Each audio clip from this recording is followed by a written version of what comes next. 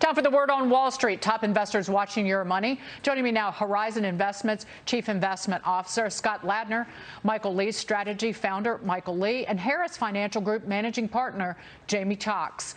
Gentlemen, great to see you this morning. Mike, let me start with you. Futures are slightly down on the first trading day of this month. This after the Dow and S&P 500 had their best month since November 2020. The NASDAQ, its best since April of that year. We're looking ahead to the July jobs report Friday. What are you expecting? Friday and this month. Go. Look, unless we get some clear signals that the Fed is going to be more aggressive than the market perceives, we have a lot of wind at our back.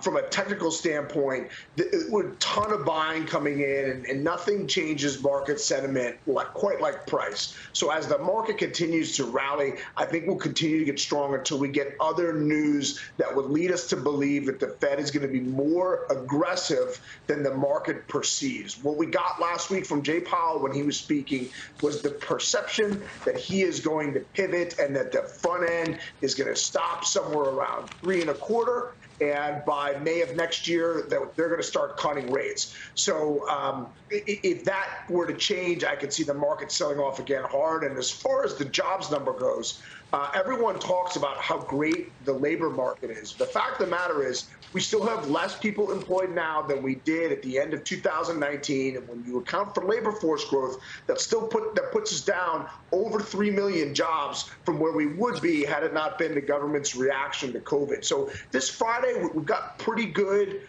estimates, 220,000, not a huge range, somewhere between 200 and 300,000 across the street. One of these months, we're going to have a blow up in unemployment, and this number is going to be a train wreck simply because the economy really is slowing down. It really is coming apart. And, you know, when you're bullish and you start talking about the labor market, the bears remind you that this is a lagging indicator, and when you're bearish and you're talking about all the job losses, the bulls will talk to you about it's a lagging indicator. The fact of the matter, in both those situations, it's still a lagging indicator. So if we get a good jobs number, that data that's going to be revised twice, it's something that happened in July, that we really won't know the final number until October. So it's a little bit of stale data. I think we'll get an okay number, not a blow up, but one of these next few months, it's going to start to look really ugly.